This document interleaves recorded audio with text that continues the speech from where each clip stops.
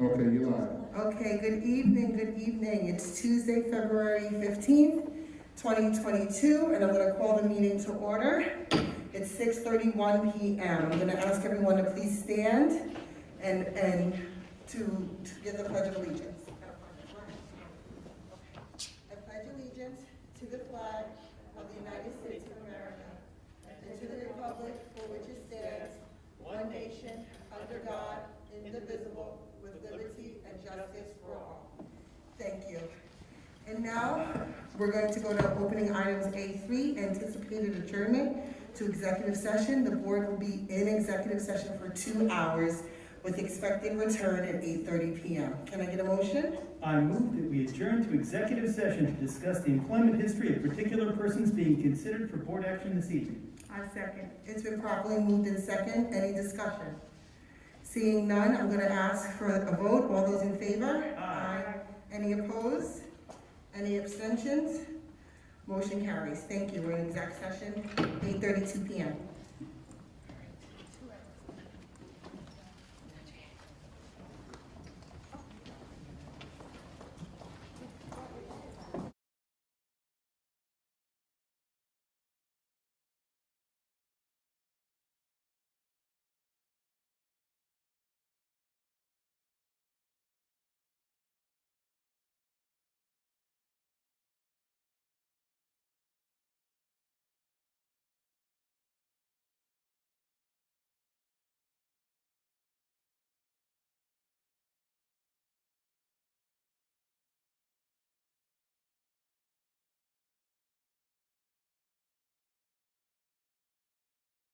Steve? Yep, we're live. All right.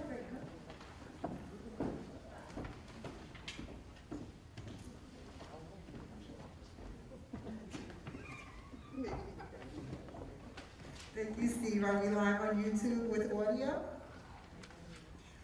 Yes, we are. Okay, great.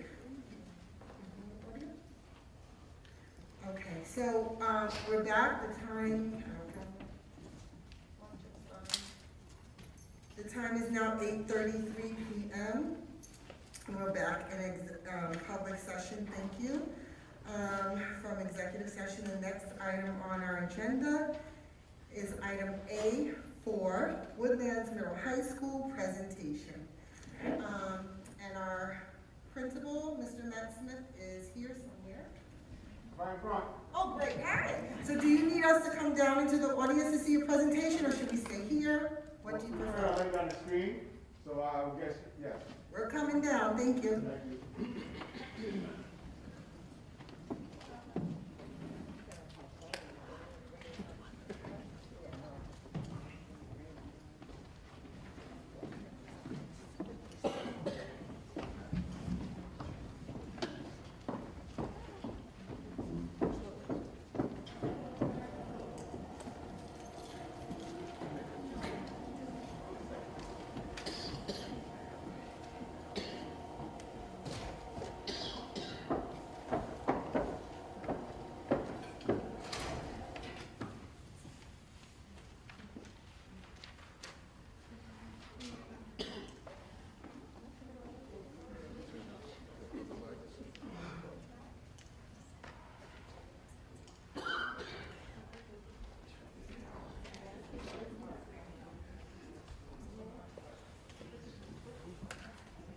Thank you, Mr. Lewis.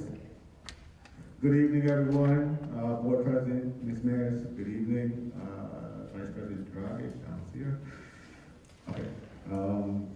Board of Ed Trustees, Superintendent Dr. Harrison, Assistant Superintendent Dr. Russo, right there, and Assistant Superintendent of Business, Ms. Raymond. Thank you, and welcome to our Woodlands Middle High School Board of Education presentation. I have to say thank you. Oh, Mr. Pineda, I'm sorry, I see you there also, sir. I have to say thank you to all the Woodlands Middle High School staff that has come out this evening. I appreciate you guys coming out. These last 23 months have been tested our resolve like no other. We experienced school closure, we experienced quarantine orders, We were thrust into a virtual learning environment with a steep learning curve, but there are a group of individuals that remain steadfast in their commitment to educating our students at Woodlands Middle High School. So I must pause and say thank you to all of my staff that's here this evening. I appreciate you guys' hard work and effort. Thank you guys.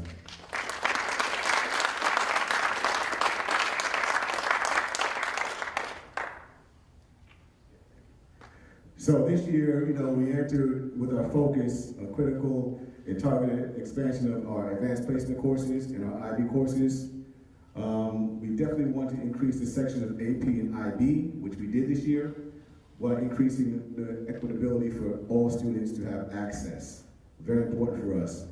We did not want to have IB to be this elitist type program where only certain students had access to that. So we definitely focus on increasing that and building capacity from within. We do thank the Board of Education for supporting our teachers going to get IB trained, because we think it's very important to continue to build capacity in that matter. Thank you. Here are some of the courses that we offer this year to increase rigor. The Adventures in Physics was very important to us. Some kids were not on the physics track for Regents Physics. However, we did want to continue some students taking a science. So Adventures in Physics is like a little watered down physics course, but it keeps kids actively involved in our science courses. And I'm going to turn this over to Mr. Brady to continue to discuss data-driven. All right, good evening, everyone. So one of our focuses this year that we really wanted to hone in on, especially under the leadership of Dr. Iverson, was to really focus on data and use data to drive instruction.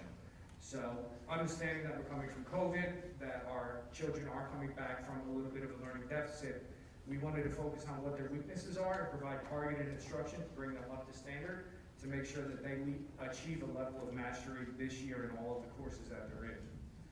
So one of the vectors that we used to do this was through our PLCs.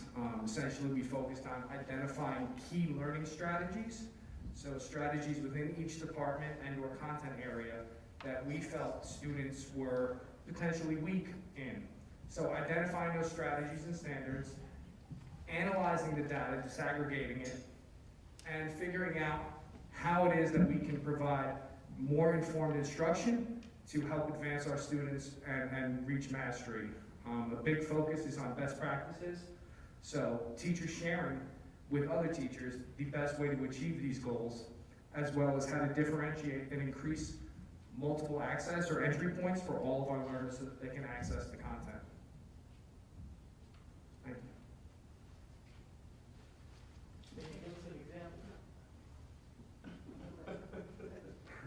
So thank you. Yes, we will be providing an example, so when the departments all share out, they're going to speak to all of this. Good evening. I'm Mr. Brown, the Diploma Program Coordinator at Woodlands. First, I'd like to thank our district admin for all of their support in this expansion of our curriculum and these new courses, and their input for our course catalog was very, very helpful. Our building admin for funding the space and our schedule for these expanded offerings, and obviously our teachers for challenging themselves with the new curriculum. So we're in kind of an interesting place with our IB program, getting feedback from our initial cohort, but the initial results are positive. 15 of our 17 candidates who completed the requirements received the IB diploma. The diploma program received credit for the colleges that they applied to. Our average score out of 42 that our candidates achieved was 31, with the highest being a 38 out of 45. Again, we call ourselves a worldwide school. These numbers are compared with schools around the planet. So we should be extremely proud of our student body and again our teachers for these results. The average score obtained in each course was 5.1. Again, the highest score is out of 7. 57% of our seniors took at least one IB course. And in 9 of 13 of those course offerings, 82% or higher had a rate of 4 or above, with exceptional results in our Spanish, music, and art offerings.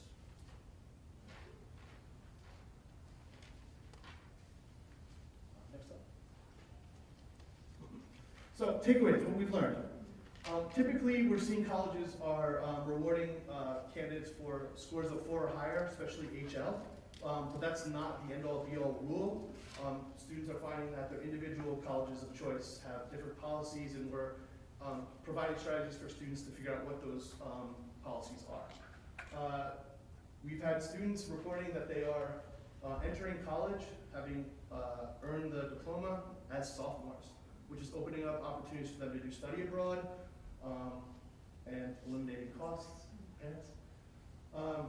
So students who did not earn the full diploma, but did earn those scores of 4, 5, 6, or 7, still did receive certificates in those courses, which qualified them for college credit, which is great.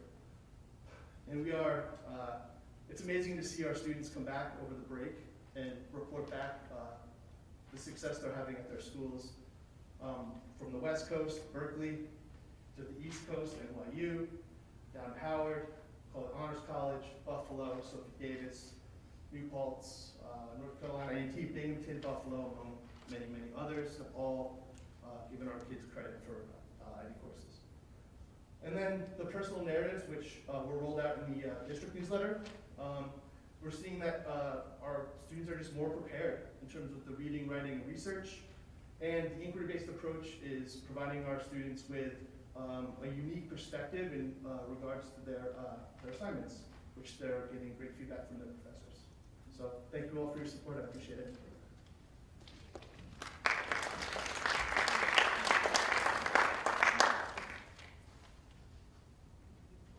Okay, hi everybody. My name is Jennifer Belfiore. I am the lead teacher of the science department. And I just want to first say thank you for allowing us to share with you tonight what we do in the department. It's not often that we get a chance to give you a snapshot of what's going on in our classrooms, so this is a nice opportunity for us. So every year when we sit down as a department, we always ask ourselves this question in terms of what is it that we really want our high school kids to walk out of Woodlands really being able to do. And we get into this long, healthy debate as a science department about what that actually is. And after an hour of debating how life spontaneously came from not life, we settled in on this idea that we really want our students to walk into the world being scientifically minded. And what this means, especially nowadays, is that we want them to be able to sift through enormous amounts of data, enormous amounts of information, and formulate objective ideas about it. And we hope that those objective ideas will help inform their decision-making process. Now, how does that translate into an everyday science classroom? Well, what we've decided to do is focus in on a framework that's called claim evidence reasoning. And what claim evidence reasoning does is it allows students to really work on their verbal articulation on how they analyze data. So typically what happens in a science class is that the kids walk in, and as soon as they see all this equipment and all this, material that they can manipulate and play with, they walk into the class and they're all excited about, oh my God, I'm going to collect data today. And they collect the data and they write down the data, but then if you ask them, how does the data relate to the phenomenon that they're learning about, they really struggle with articulating how the data relates to the phenomenon. So the claim evidence reasoning framework allows them to ask a question. It allows them to develop a model or an investigation that answers that question.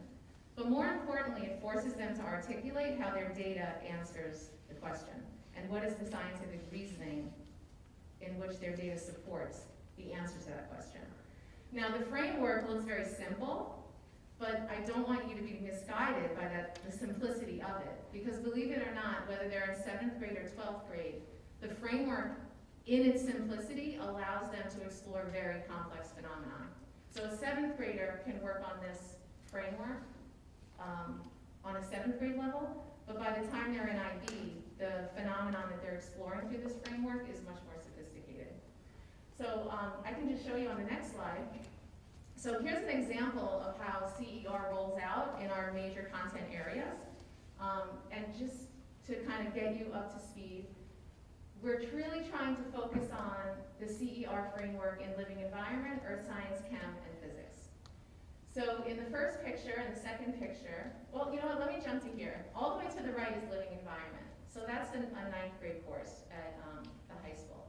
And the CER question that they're exploring in that in that picture, sorry, is how does percent error,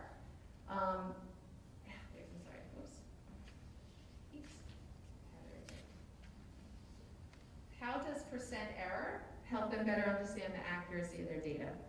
So in that particular picture, they're collecting data, but they're also looking at how percent error informs the accuracy of their data. If you go to the middle picture, that's the earth science class, and they're actually exploring orbital eccentricity. So the question that they're looking at is, how does eccentricity data explain the shape of planetary orbits? And then on the bottom is the chemistry class, and they're actually looking at how to determine the empirical formula of magnesium oxide. And they're all using the same CER format, but the content that they're exploring is very different. And then with the physics classes, that's actually catapults that they designed. And the question that they're exploring is, how does the actual projectile in the catapult or the shape of the projectile affect how far it travels? So again, we're all using the same format, but the content is very different.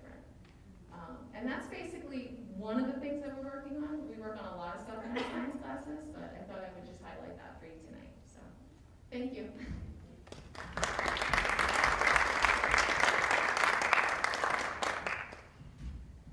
Good evening, I'm Kevin Butler from the History Department. Good to see everyone here tonight. Just want to recognize Dr. Fritz. Thanks for coming out, supporting the Social Studies Department. I thought Mr. Holland here before. Where's Mr. Holland? Thank you, Mr. Holland. Just want to say we're all excited to be back. It's great to be back. We're in the building. Everyone's happy, so thank you all for letting us come back. And the kids are excited. We're excited to be here. So in terms of how is the Social Studies History Department going about our data collection and data analysis? We've been doing data analysis in different ways for a lot of years. And we started off originally, we would give quarterly exams and we would compare scores. And then we would give, every 3 times a year, we'd give basically a major exam and we would compare scores. And we kept saying, well, we're comparing scores, but how is this driving our instruction? Right? So yeah, the kids got a 75, an 85, a 95, but how does that change how we provide instruction? And we came to the conclusion, thank you Mr. Brady, was very helpful with this, we came to the conclusion that rather than just looking at how the kids are doing on these quarterly assessments, we have to look at how are they doing on specific skills. So what we did is we looked at the New York State standards, and we said we're going to focus on 3 skills per marking period, per grade level, or per course, I should say. So you might see identify and support a claim, or select a plausible claim, or you can read yourself, identify essential cause and describe. Causality, the big one is audience, perspective. So these are social skills, these are examples. Obviously there's some of them listed on the state website. But we said, we're gonna use these skills based upon the new New York State framework exam. And the New York State, it has all stimulus-based questions. So the questions usually have, whether it be a chart, a graph, a historical quote, different perspectives. So the students have to analyze these documents and answer the questions. So we're giving assessments 3 times per marking period, and we're charting all of the data. And this is what we can see. All right, skill 2, the kids did great on. We don't really have to focus on this one for the next marking period. But skill 3, they didn't get what we wanted to get, so we'll have to repeat the skill. So we're actually using this data that's impacting our lesson planning, our instruction. So we found this to be very helpful thus far. All right. I talk very fast, and the masks are, I'm still getting used to it. All right. So I apologize for that. So anyway, this is basically how we're recording the data. We're using our PLC time at least twice a month to review the data, to go over it, and to hopefully we give suggestions on how we can improve instruction. We share our sample works, and we also share our common assessments, so we all have an idea what we're doing. And we're also using Google Forms to track the data. All right, so that's for the next slide. All right, and then just some history shout-outs. Once again, we're excited to be back in school, and as you guys know, Woodlands is a great place to work. It's a great place for the kids to be. It's full of excitement all the time, right? And I know, Mr. Warren, you've been here a long time, you know it. All right, so anyway, some shout outs first. So for Black History Month, the Student Union, led by Mr. Holland again, created, clap it up, it's okay. Created a presentation on the African diaspora, which I believe they shared with several classes and they're still in the process of sharing. And also in celebration of African American History Month, we've been doing mini lessons with trivia all throughout the department for the year. Hopefully next year we're back to normal. We'll have 10 great assemblies, which is awesome. It's a lively place. Also, Dr. Fritz, we're hoping to bring back robot psychology class. That was a fan favorite, so the kids love robot psychology. Hoping we can bring that back. We have the new AP European History. I know Mr. Smith mentioned it. And also, we have over 60 seniors registered to vote this year. Obviously, voting is important. We're trying to teach students their civic responsibility, thank you, right, the civic responsibility. So, and also we're going to have the Westchester League of Women Voters come back again in May to register some more seniors who will be eligible to vote. And we also had a virtual living history presentation on the American Revolution. Obviously, we can't have visitors yet. So Ms. Vasilevsky actually had somebody do it virtually, so it's great. So we're doing a lot of things, and we're just happy to be back, and we look forward to working with the students, and it's great to be at Woodlands. Have a good night.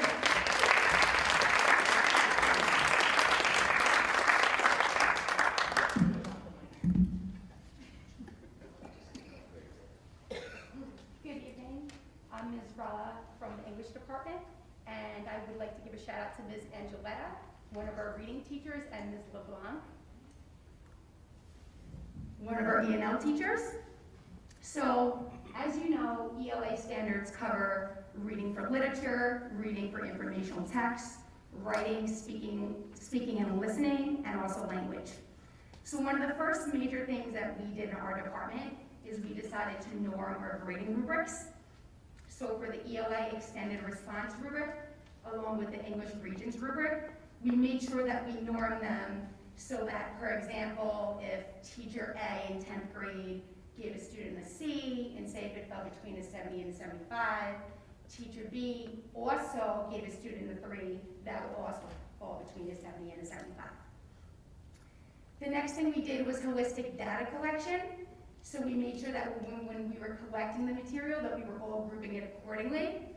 So if students got 2s and 1s, we knew that they were emerging not proficient, and the goal was to try to move them to the 3s, developing and progressing. If they were a 3, the goal was to move them to the 4, effective proficient, and then the 5s and 6, highly effective exemplary. We also do New York State ELA and Regent style comprehension questions, where we give the students some questions, and then we track the data in our data chart, see which skills they need to work on. We administer that 2 to 3 times a marking period. We go over the assessment results and we identify which skills the students need to work on, and then we try to improve these skills. We also use the CER formula, and these are just some of the skills that you see right there that we use to help the students.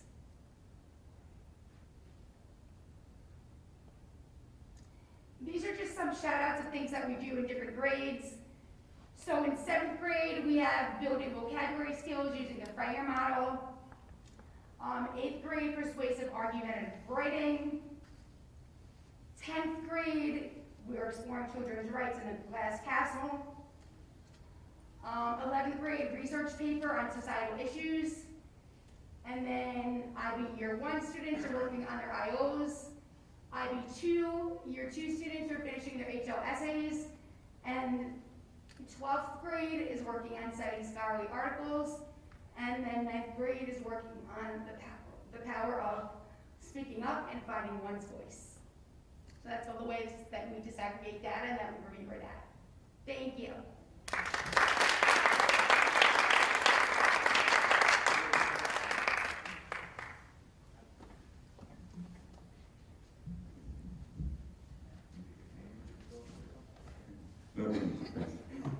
Good evening, everybody. Nice to see so many familiar faces. Thanks to Mr. Taylor for joining. He's right behind us. And Ms. Preston's not a math teacher, but we like to claim her as one of our own. So thanks for coming, Ms. Preston. So I've been here a long time. Oh, there we go. Okay. So Mr. Smith sort of talked about this in his opening. 2 years of COVID made us all apprehensive coming in this year. And I always make this argument, but I think it affected math probably more than any other subject. Just as an anecdote, the first day of school, I gave kids a survey. How do you want to learn? Do you want to continue using Google Classroom and kind of using electronic means to communicate and all that stuff in the classroom itself? 98% of the kids said, no, we want pencil and paper. So we're largely back to that. I use the classroom as kind of a backdrop, and most math teachers do the same, but by and large, we're all kind of back to the way kids are comfortable learning math. Maybe in my career it will change eventually, but for now, we're still comfortable working pencil and paper and supplementing more so with some of the technology that we learned the last couple of years. When we came in September, like I said, we were apprehensive, and the first thing we did was we looked at the standards. We had to figure out which standards were going to be the most powerful, the most important, and the most pertinent moving forward, so that each course kind of follows the others, and we're always concerned with math, the sequentialness of it. So, you know, we have to make sure we hit the high parts so that the kid who goes from geometry to algebra 2 knows what's going on. And obviously our goal is to have no one struggle. So we look to New York State, Engage New York does a great job. We focus on teaching areas of focus as much as possible. We teach the required fluencies in each grade level, in each course. And then these are obviously part of what we've been doing all along, but the major emphasis clusters this year especially are really important. And moving forward, we can tell subsequent teachers, please rest assured these kids know these standards, and moving forward, the supplements are going to be and all the other stuff. So, as you know, Next Gen Learning Standards were also supposed to start this September. They were fortunately pushed back to next year. In math, though, there's really not a whole lot of change, and they actually clarify the existing standards very well. So a lot of us look to those kind of, they call them crosswalks, they call them snapshots. We look to those to, again, kind of inform what we're teaching, how we're going to proceed moving forward. And, you know, thankfully, New York State provided those materials, and they're kind of a guidance, and those combined with our pacing calendars and our curriculum maps kind of gave us a good head start in September. And, you know, we've been plugging along. Some kids are doing better than others, obviously, but the rigor is there, and anybody who's doing well is going to be well set up, and you can't make up for 2 years of, you know, interrupted instruction, but by and large, I think we're doing the best we can, and we've come up with some other ideas. Just on the right side here, I have a few kind of those electronic means that we used the last couple of years. We still supplement with these all the time, and importantly, they generate all kinds of smart data.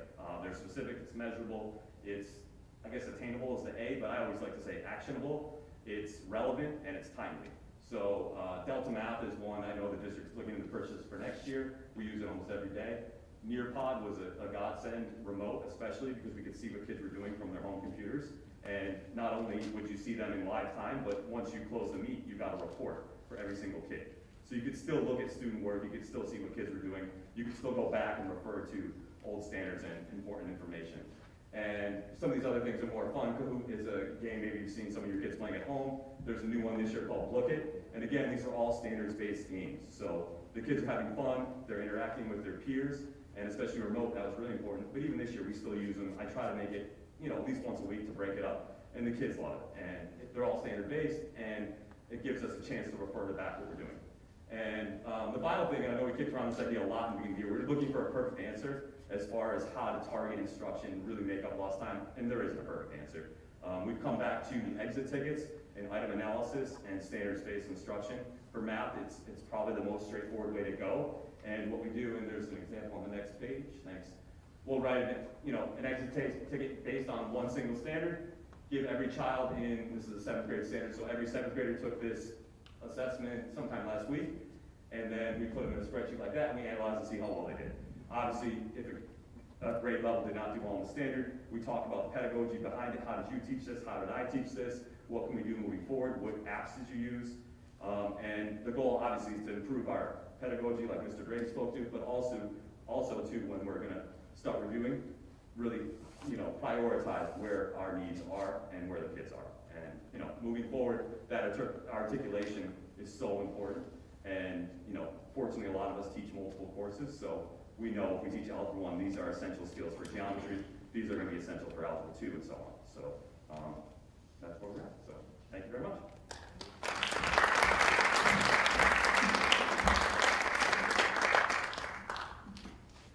Hello. Hello, everyone. My name is Mary. Mallory Foreman. I'm here to represent the Language Acquisition Department. We have a lot of our department here today. Dr. Yang, Ms. Biella, Ms. Canavan, Ms. Pires, we're all here. Awesome. So, what can I say that hasn't been already said? So in our department, we always focus on our 7 through 12 modern language standards, as everybody knows already. We've been doing our formative assessments by level. Typically what we do in our department is we focus on one modality each assessment round, so each modality being either speaking, reading, writing, or listening. So we target that one modality in our formative assessment round. We compare the data with teachers at the same level. We identify what our SMART goals need to be based on what that assessment data gave us, and then we discuss what best practices we can use in order to help the students to meet those SMART goals. And we try to give a formative assessment using every modality per marking period, and then hopefully see the progress that the students make as the year goes on. And our SMART goals, of course, with language acquisition, we're focused primarily on use of target language vocabulary. We're always trying to increase the students' fluency in the language, meaning having more spontaneous speaking and other productive language, such as writing, and also focus on the accuracy in the language as well, so speaking accurately, correctly in the target language. Yes, I said this. So also we always focus on differentiated instruction whenever we can, with the wide variety of learners that we have. We use glossaries and picture dictionaries, fun things to get the kids engaged and to hopefully help them use that vocabulary more and understand it. The more they use the vocabulary, the more they'll be able to really take it in. We also love to give students options for when they're doing summative assessment and allow them to, show their learning through speaking or show their learning through writing. We like to give them options to see what do they prefer to use. We also like to have students have options when they're choosing what content they want to study. So maybe we let them choose a person that they're interested in that they want to talk about, or a place that they're interested in traveling to that they would like to learn more about. So really big on giving student options whenever we can.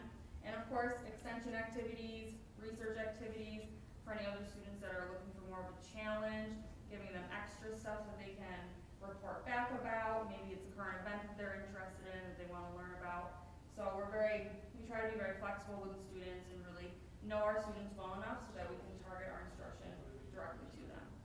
On the next slide, we just have some beautiful pictures of our students.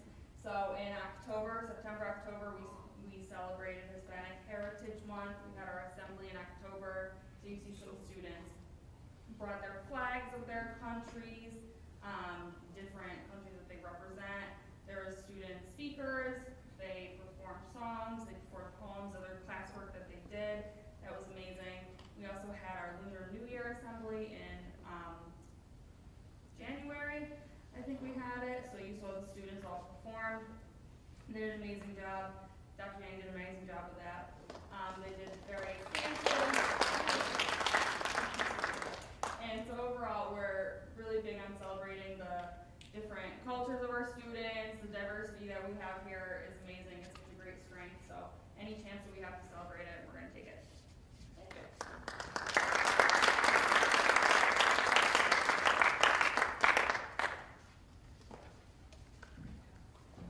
Good evening, everybody. My name is Mary McKeel. I'm in the Special Education Department here at Women's Middle High School. Thank you so much for allowing us to come in. Yes, I've been here for a while, so I have to have my stuff written down on paper. And the font's big, so don't worry. Ms. Preston is a member of the team. Mr. Bell is a member of our team, so we thank you for coming out. I also get to work with Dr. Fritz in an integrated co-teaching setting this year, and Ms. LeBlanc and I work together in a Language Lit 9 class today. But everyone touches special ed, especially our guidance counselors and our social workers and our psychologists and our general education teachers. So thank you so much. We got a lot of data. We got a lot of information today from our teachers. So now what do? We've got to teach. We need to teach our children, our scholars. So we do that through differentiating instruction. And what's so amazing about Women's Middle High School is that we have a variety of learning environments already in place that differentiate our instruction. It's the differentiation is intrinsic to our learning environments. So what do I mean? We have, so for instance, we have a scholar who is ready for that academic rigor, analysis, research, maybe writing on a collegial level, or a scholar who may be interested in challenging programs of the international education and rigor. They may want to try our AP or our IB diploma program classes. All right, I'm old, but I am nervous. I don't like talking in front of everybody. You're a little bit older than my students. We also have other classes. We've got honors classes, we have regents classes, we have integrated co-teaching classes where you see 2 teachers working with our students. We have smaller learning environments that maybe have more of a nurturing environment, but still hold our students up to the same academic rigor. We have classes that strengthen our scholars with daily living skills to help prepare each student to be as independent as they possibly can be. And here you may see learning stations set up for job training and maybe a visual schedule that'll indicate their daily schedule and program. So in addition to our learning environments, as you walk the Woodlands hallways, you may hear teachers providing classroom accommodations and modifications. So teachers naturally break down instructions into smaller steps. They may have a visual copy, they may have things highlighted like I do on my little piece of paper here. They may check for understanding, maybe thumbs up, thumbs down. There may be preferential seating, refocus, redirection. They may do a lot of repetition, praise, and positive reinforcement. These are all classroom accommodations that all our learners definitely need. But along with that, we have instructional strategies and techniques. Now, some of these are content specific. I'm far enough away from you guys, right? Some of these are content specific, while others we use across the content areas. And as we know, those interdisciplinary approaches really help our students understand, synthesize, and master that material.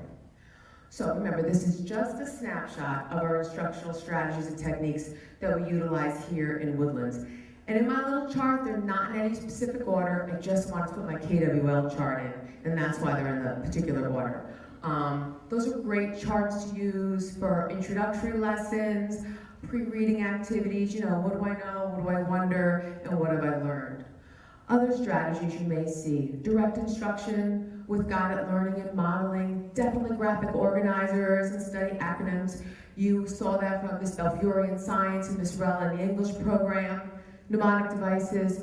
Personally, one of my favorites is ICE, Introduce, Cite, Explain. I typically follow it by singing a song, but I won't do that to you guys. You know what song I'm talking about. We break down information. We break things down into smaller assignments. Sorry, Mr. Riquetta, maybe instead of 25 math problems, maybe our scholars could do 10, based on the same, concept. Sentence starters, word banks, transition words, these are all instructional strategies and techniques that we like to implement. Think, pair, share, ways of getting different multiple modalities, get our kinesthetic learners involved. Some of our learners use the picture exchange communication system, which is a wonderful way our scholars can communicate. Sometimes there's prompting with it, and there's reinforcement strategies to help them become independent. Special design instruction. Many of our special education teachers have been trained in this, so we ensure that all of our students are in their least restrictive learning environment. So, we have all these amazing strategies, and they're just a snapshot. But as teachers, we pause and we reflect. These past 2 years have definitely been tumultuous. A lot of things have happened. So I'm gonna go back 2 years. And that's my little visual, my little school and my little remote computer there with Google on it. I had a reason for it. So 2 years ago, I thought I arrived when we had Chromebook carts. I was like, oh, we got carts in our room, we got Chromebooks. Then all of our students get a one-to-one device. That was great, we can use Google Docs, we can write. Okay, we got excited. And then Mr. Smith said, hey, take your Chromebooks home, we're going home. Like, I'm going home? What do you mean we're going home? Well, we have Google Classroom. I got Google Classroom? Who's Google? Google's in my classroom? What do you change. We had to change our learning environment. And our administration team, our tech team, our own colleagues, everyone on all these online reading sources. Mr. Ricketta named a bunch in math. We were doing things. We had Google Links. We were seeing our kids online. We were doing immediate feedback on a Google Doc. It was actually amazing to make that change. Hold on, I gotta switch pages. I'm almost done. Newsella. We started Newsella before we all got our one-to-one devices. Great strategy and technique. It differentiates the levels. It switches for our ENL learners into Spanish. It provides vocabulary. Fabulous. We had Sora, Castle Learning, so many things. Vocabulary. Put your content to a song, watch the kids sing. Great programs. Problematic Gizmo, Connect systems for our unique learning system students. Great stuff. So, we got all the science of our teaching with the data. And that's our science. And here we did all of the art. We have a blending of brick and mortar strategies and our online resources. So we have this amazing tool bag of educational strategies. But as Falcon educators, we don't just work on that cognitive domain for our scholars. So no Falcon can leave our nest until they're truly prepared. So in addition to our cognitive domain, we also work on that affective domain. Social emotional learning became truly important, especially when we were home. Our scholars really needed that help. So before any Falcon can soar and leave our nest, we educate them, we prepare them, we strengthen our students cognitively, socially, and emotionally. And I think the next slide, unless they change the order on me, is going to be on social emotional learning. And I'm going to pass the mic over. Thank you.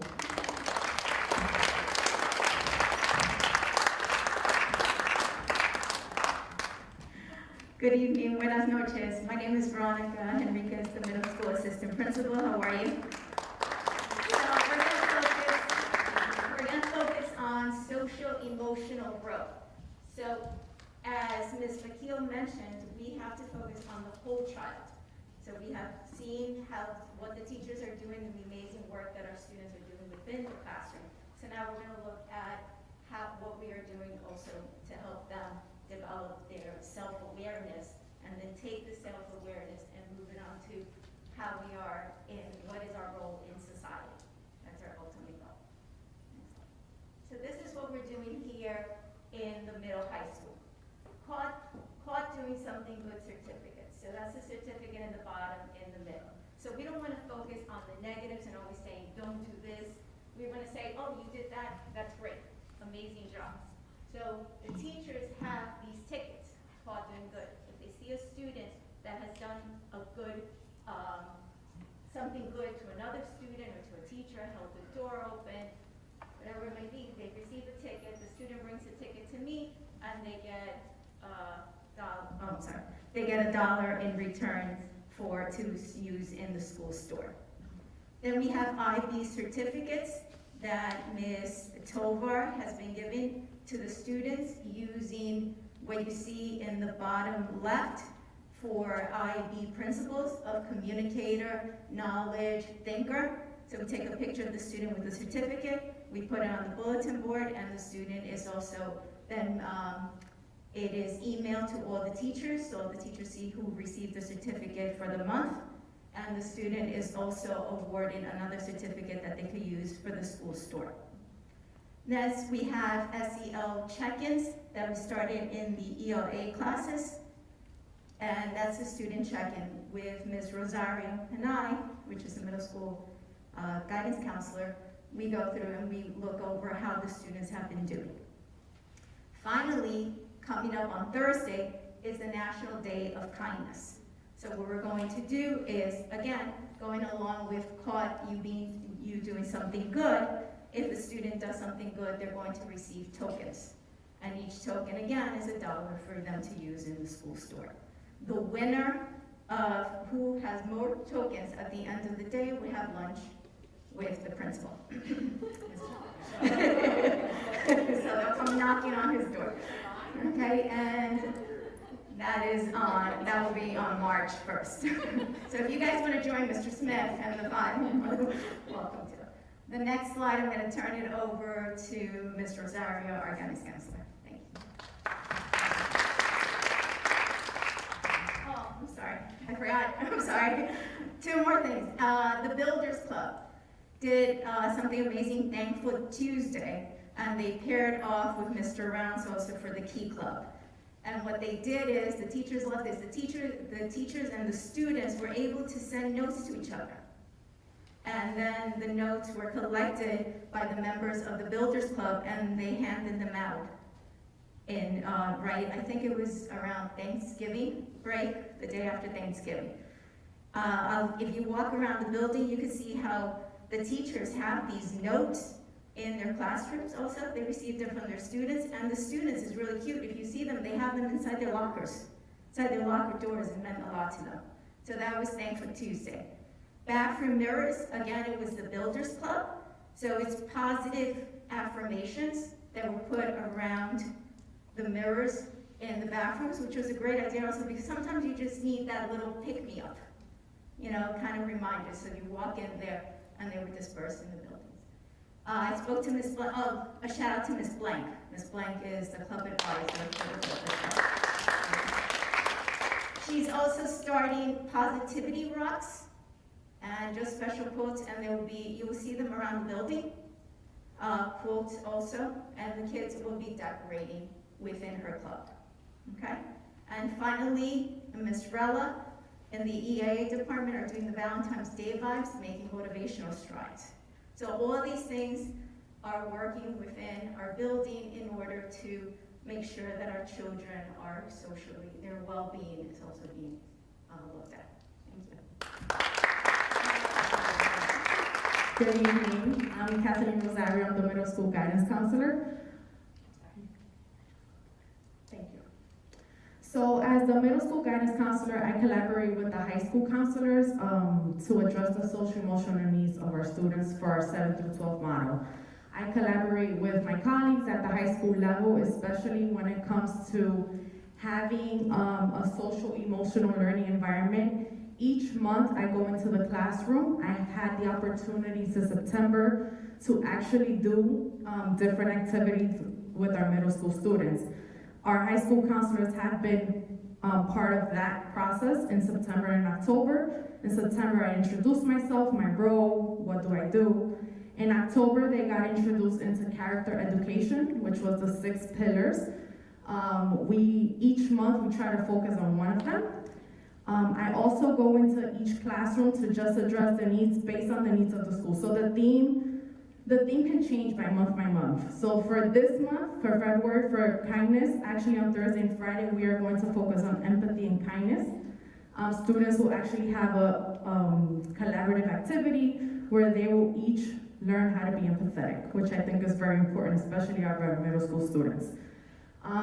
Something else that I'm actually working on, and my colleagues as well at the high school, is I'm trying to launch a peer mediation program which can help reduce conflict, especially in the middle school level. So at the moment I am training students, about 15 of them, about seven 7th graders and 8 8th graders roughly. The students were able to have the opportunity to get selected by me actually going into the classroom and explaining what the program entailed, just providing them what leadership skills they needed. They went through a process, an interview process with Ms. Enriquez and I. They also actually applied for it, so everyone had the opportunity to apply. So we're starting with a small group. We're training them within a 7-week session. After that, we are trying to launch our program hopefully by April or so, if not by the next school year. We're trying to keep it going as a growing basis. Those who get trained this year will help me get trained the new 7th graders. The 8th graders will go to the 9th grade, and hopefully we can launch this and students can feel comfortable resolving their issues amongst themselves, not just that they have to go to an adult and be scared, but give them those skills that they need to succeed, especially when they get to the high school and adulthood. We also do different themes, like I said. These are just some pictures. For Red Ribbon Week, students have the opportunity to write, what actually it meant to them. There's actually more pictures in the gym. I like to do certain activities in the gym due to our COVID policy, just the social distancing, so they can actually interact with one another. I think, the collaboration is great for our students to just grow those social skills, because COVID and just being online and at home has affected them. So that's my main goal as a school counselor, especially in the middle school level. I think to focus on the emotional needs of our students coming back from a pandemic, and just trying to get them those social skills that they need with one another. Thank you.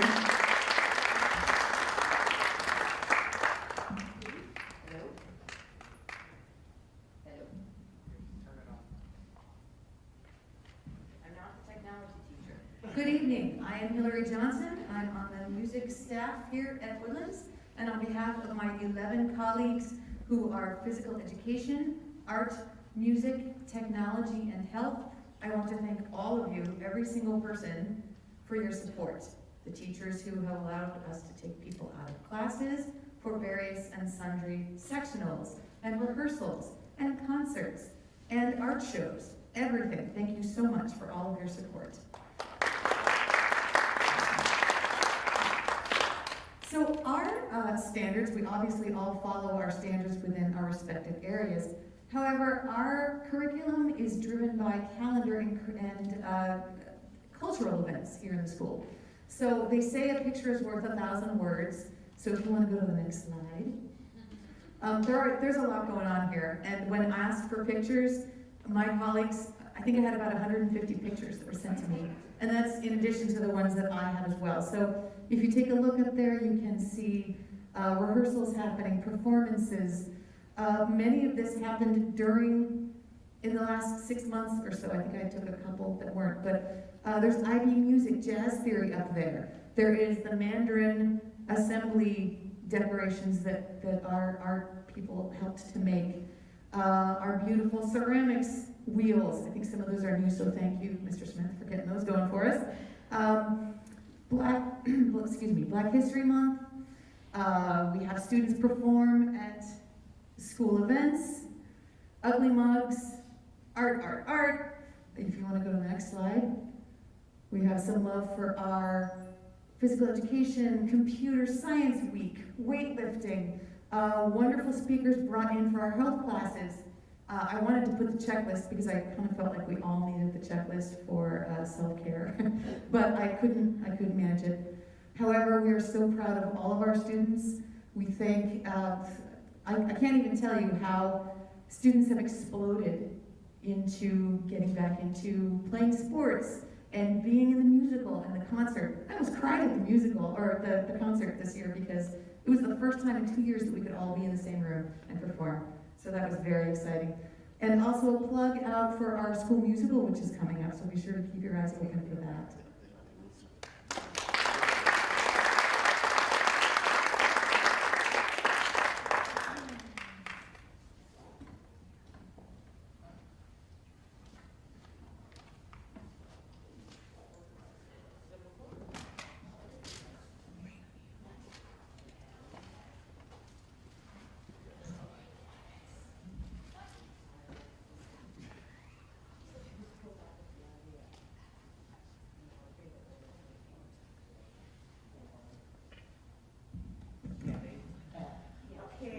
Good evening, everyone. They messed up our order, but it's okay. We'll just speak from the heart, I guess. I'm Karen Amonte. I am the high school guidance counselor. We wanted to discuss.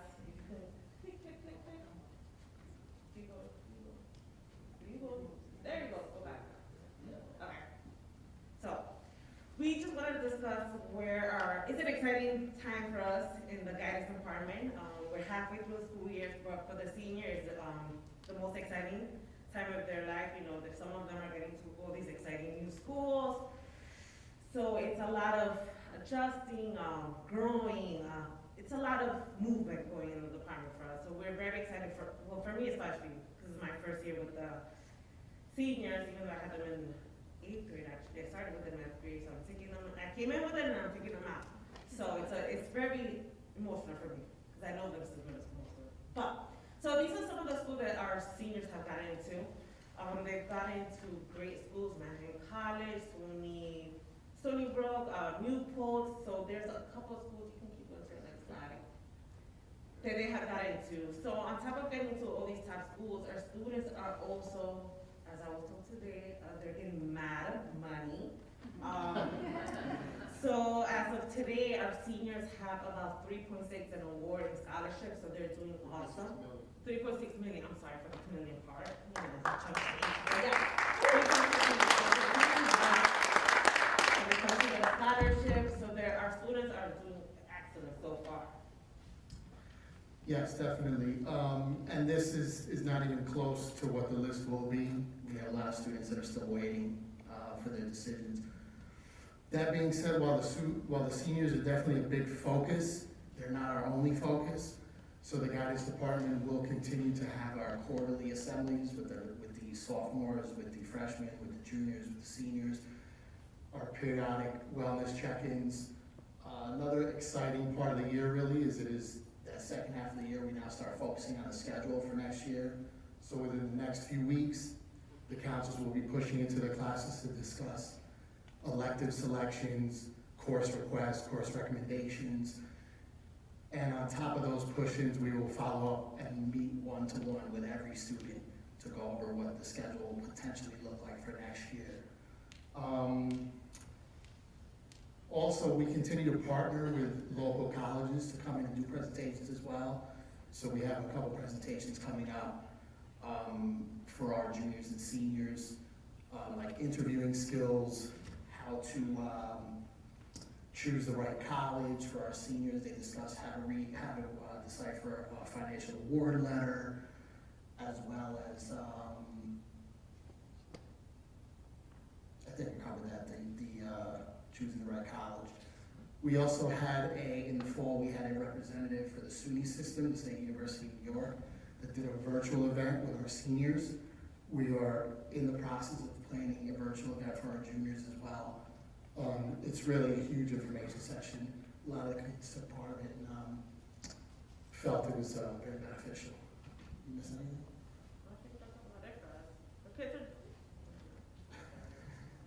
so, like I said, it's an exciting moment for us in the guidance. You know, we're digging with students, we're doing our check-ins, just because it's the end of the year, it's starting to get warm, people, you know, typical teenage, you know, attitude. So we're just trying to keep them online. Like, you know, I get it, we're halfway, but we gotta keep them at least through to June. So that's about it for the guidance department. Thank you.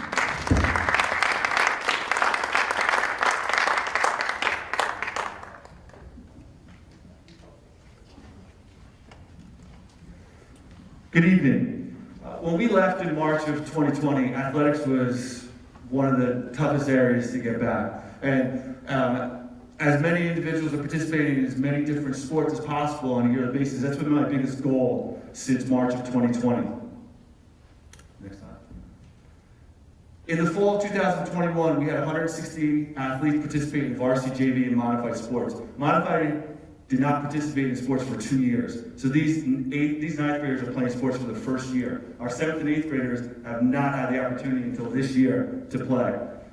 We had an increase in boys and girls soccer. We are actually talking next year about bringing on a JV and for both boys and girls soccer, which we haven't had here in a long, long time. Our cross country team hosted 2 championship meets. And as I said, modified sports return. Our homecoming return this year, for the first time ever, Woodlands hosted an outdoor pep rally during the day, which was tremendous. We had a great weather, and it was something we're looking to do again in the future.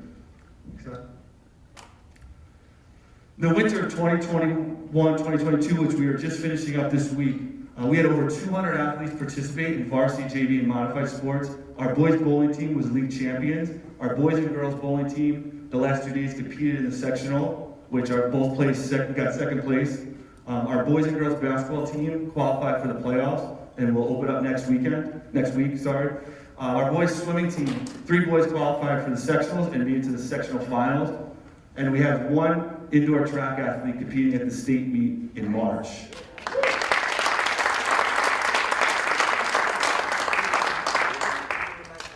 And this is what we are very proud of. Our student athletes work very hard.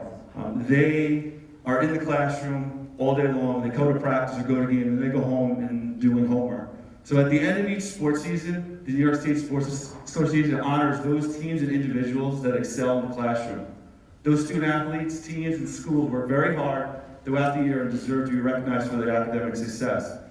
So the criteria is for an athletic team, the team's average GPA for 75% of the roster. Not the entire roster, just 75%, must have a greater than a 90 average, or greater or equal to 90 average. Also, individual scholar athletes or students with a 90 or above GPA.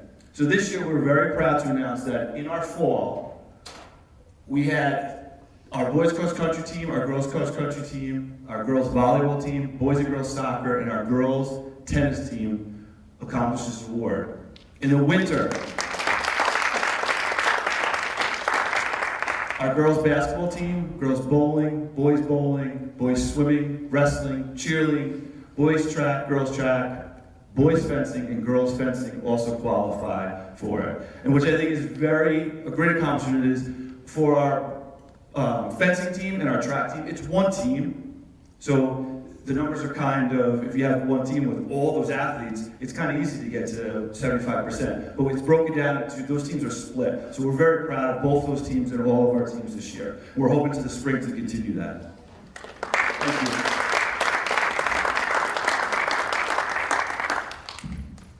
Well, that concludes our presentation, so thank you for our Board of Education and community members for taking time out to join us this evening, and of course my wonderful faculty and staff.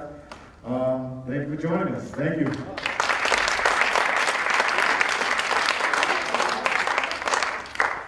Thank you, Mr. Smith. Thank you, Mr. Smith and staff. And thank you for, you have a great representation coming out tonight. So, you know, there's clearly a lot of dedicated staff here, so thank you for all of your work. I know you gotta get up early. We have a few questions. Trustee Warner had a question, or maybe one. Sure, one question. Good job, guys. How do you, okay, I know that you can detect people doing good things, but in terms of social and emotional learning, you've broadened my understanding to include the concept of social and emotional growth. So how do you detect progress or lack thereof? How do you know some student at one point in the school year has certain social skills but is lacking in others, and then you see and do things, and then later in the year you see the growth? How do you detect it? That's a great question, Mr. Warner. I'm going to ask our assistant principal, Ms. Enriquez, to answer. Thank you, Mr. Smith. Or Ms. Rosario. I think Ms. Rosario wants to take that question. But we do notice, especially even now, from going back from September to now, we notice a tremendous amount of maturity within our students. And that's the main thing, is we want to reward them when we notice those changes, which is what we want to focus on in order to promote it constantly.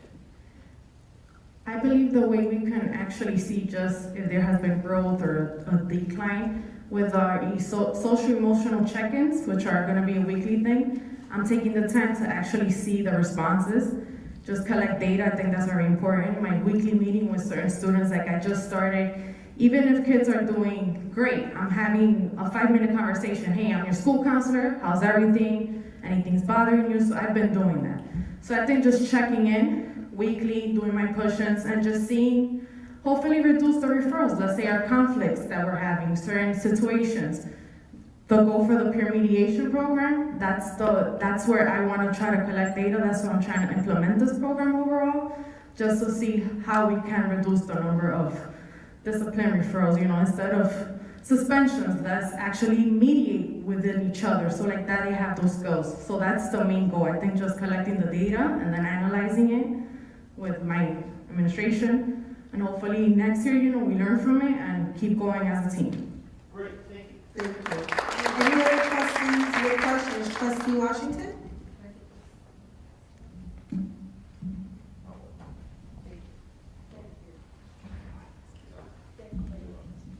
All right, first and foremost, I think the community and the trustees need to understand that every teacher that came out tonight, They came out on their own, they left their families, they volunteered to come out to support their administration. They come in this building every day with masks, trying to figure out how to make it work. I think they really need a round of applause for all of their hard work at Woodlands Middle High School.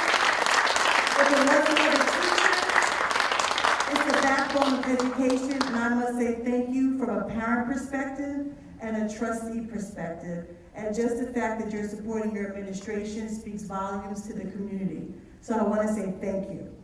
I also have a question, Mr. Smith, you can answer it, someone else can answer it, about all of those wonderful apps and platforms like Nearpod, Newzilla, Peer Deck. Do we have the free version, or do we have, no, seriously, because we should have the purchase version, and the district should support that. So I would like to know, what version do we have? Hello. Great question. Some apps are free.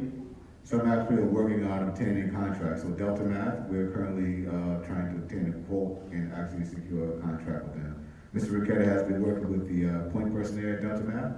So we hope by April, we should have something formally with Delta Math. So just so you know, I know that Dr. Iverson, Dr. Macaluso are here. We just want to make sure our students have all access to whatever they need. So please just advocate for them, if anything. So thank you for that answer. I have to say, if you don't mind, like our teachers they do a phenomenal job in finding these apps somewhere, and they come to me every day. We need this app. We need that. I said, why do you need it? And they give they defend why they need the app, and it's worthwhile. We'll put in the money to go get it. Yeah. And then I want to compliment you on highlighting your special education department. A lot of times we like to talk about everything, our IB and our AP, but thank you for taking the time to let the community know that we have a fabulous special education department here in Greenberg Central School District and all the strategies. And we just thank you. Thank you for that. And the last thing, SEL. I heard wonderful things from the guidance counselor, beautiful, and our new assistant principal, Ms. Enriquez. Is this also filtering into the high school? So can you speak to that?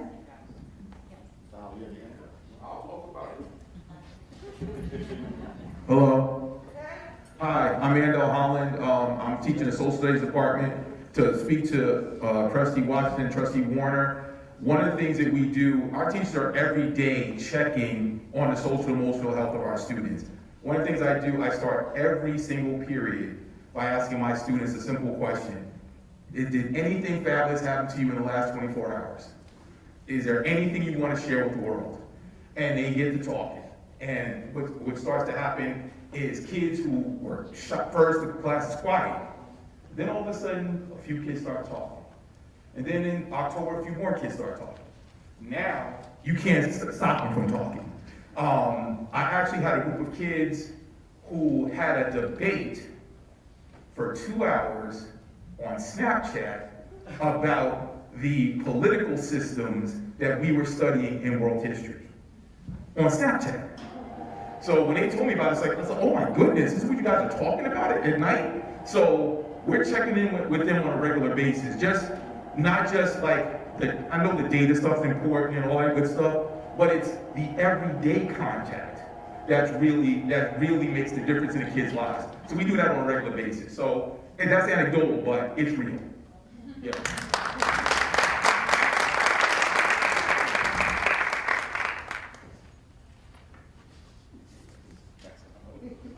Like everybody else said, thank you guys. This was definitely fantastic. And I saw some of this in there, but I would be interested to hear a little bit more about how we're approaching students in terms of getting their voice. Is there any kind of is there anything personalized for them on a class-to-class basis? And also, is there any interdisciplinary approach where what's going on in science is also being taught in math? I'm curious how that is being handled. Thank you, great question. So, yes, in the classroom. Be on the lookout for school newspaper / literary magazine will be out to you in the next 2 weeks. So, that's a great question. Here. I've got about 25 poems and some professional writing from students that will be published and, once it's approved, shared out to the district from students who have submitted to the school newspaper/Letters magazine. So be able to look out for that. And photography and art as well. Thank you. So for interdisciplinary, so what Dr. Iverson brought in a leadership team, and we met with our PLCs and lead teachers. So now we developed a group of individuals that do have the cross-curriculum conversations. We do have Monday meetings for PLCs where we establish vertical articulation, which haven't really been established here for about maybe 4 years. So now there's clear communication when the kid is coming through and they clearly able to articulate who they are from seventh graders as they matriculate on. So it's very important for a content area. Now we're starting to go cross-curriculum, and especially with Mr. Brown's and IB, it's very important that we have these conversations. So is anything personally going on in the classroom? As you can see, we have a group of phenomenal teachers that understand, people's sons and daughters backwards and forwards. I commend them. They spend a lot of time with these students, more than I do. Usually I get to see them either they're doing something very great or something not so great. So I do appreciate each and every one of the teachers. They do develop wonderful relationships with our students.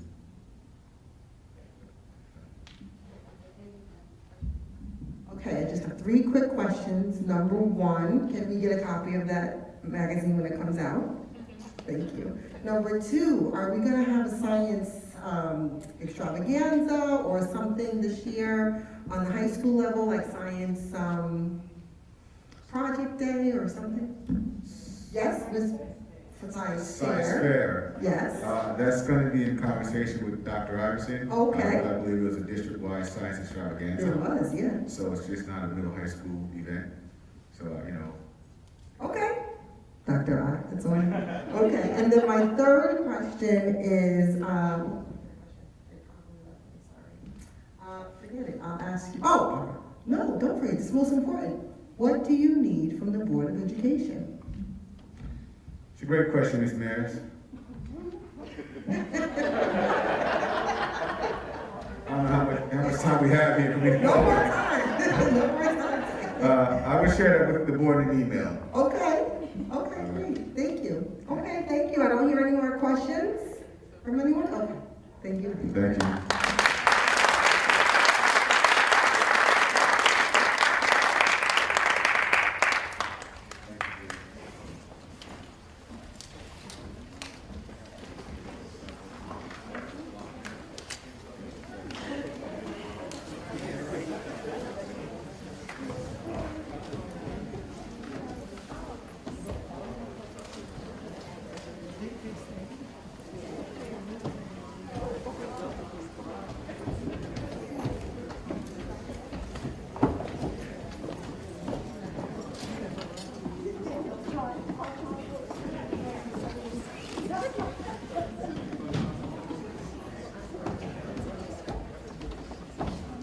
Okay, thank you so much, Woodlands Middle High School, for your presentation.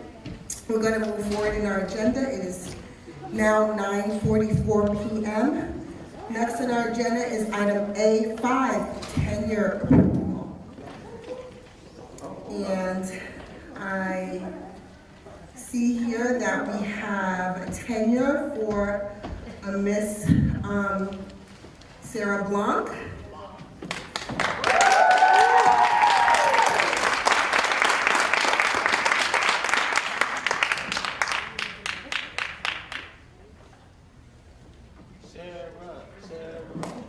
Sorry, yes?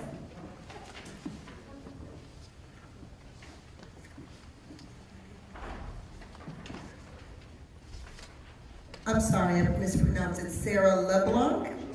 Is Miss LeBlanc here? Yes?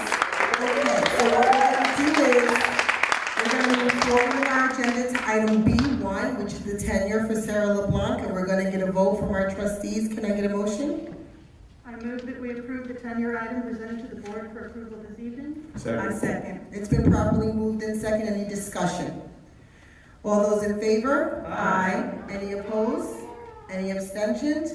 Motion carries. Welcome to the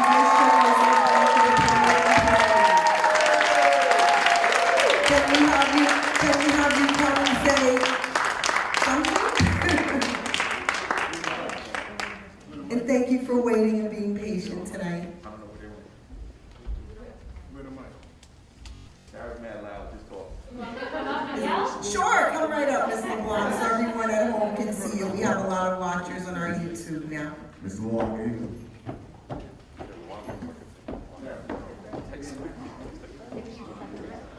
Hello. Hi. Good evening. Good evening. My name is Sarah LeBlanc. I'm super excited to be here. I just wanted to thank the Board of Education, our district admin, Dr. Iverson, Dr. Macaluso. Special thank you to my building administrator, Mr. Smith, Mr. Brady, Ms. Enriquez, my wonderful colleagues for their ongoing collaboration. And most of all, my students. The students here, they're amazing, they're awesome, they are the reason we come every day, they're the reason that make work exciting, and most importantly, they teach us all how to be the teacher that they need, the educators that our future needs, and I'm super excited to be a Falcon. Thank you all. Yes. Can the Woodlands Middle High School come to the front so the community can see the support that came out today? Did you guys mind to just come up on the stage for a minute and wait? How many of our teachers? Come on up. Don't be shy. You stand up in the classroom all day.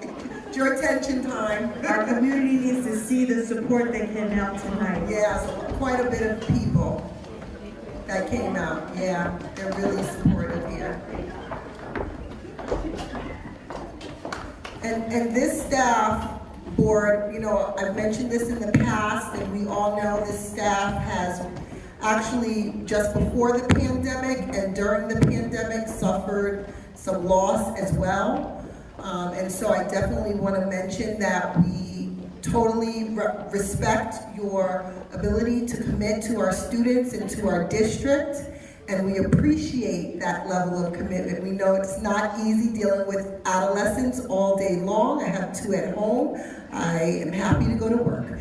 So you guys come to work to deal with adolescents all day long, and I thank you from the bottom of our hearts. So thank you. Someone just told me that we have 2 new teachers that are up here, that they can just wave. All right, so the community can see them. All right. Thank you. Thank you, Mr. Smith.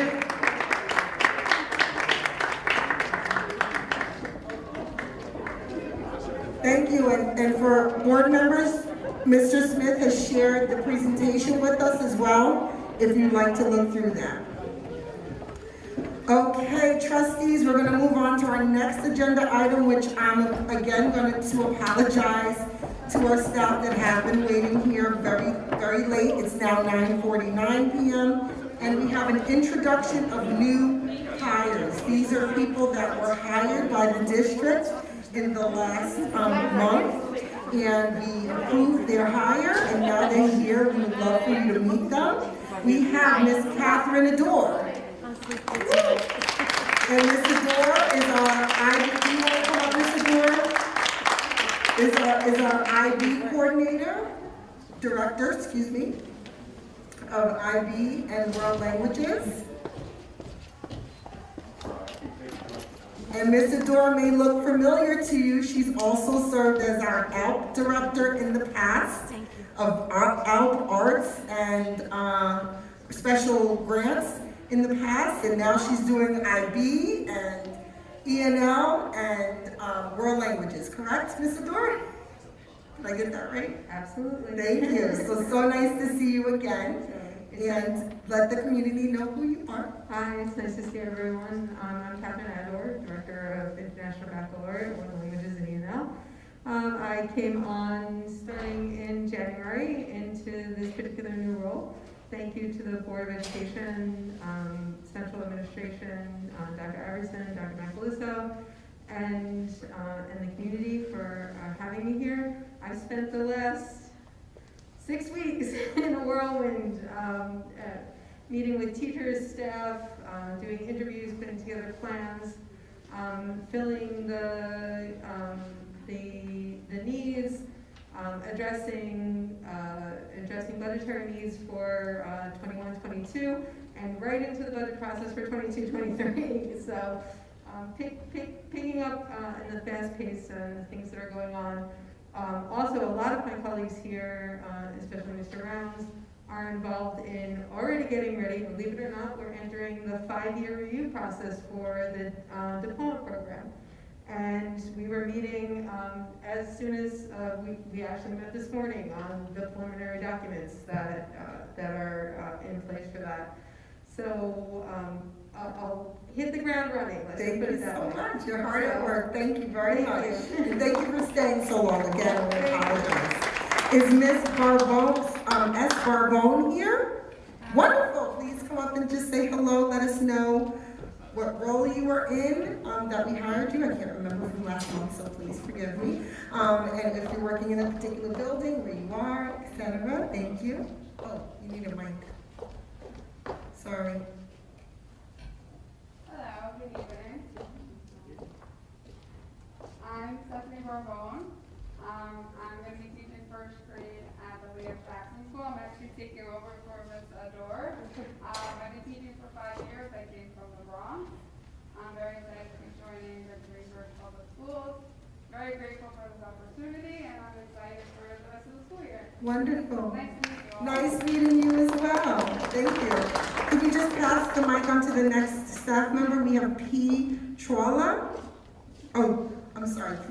P. Trolla is not here, but we did hire P. Trolla. And we have R. Maselli. Thank you.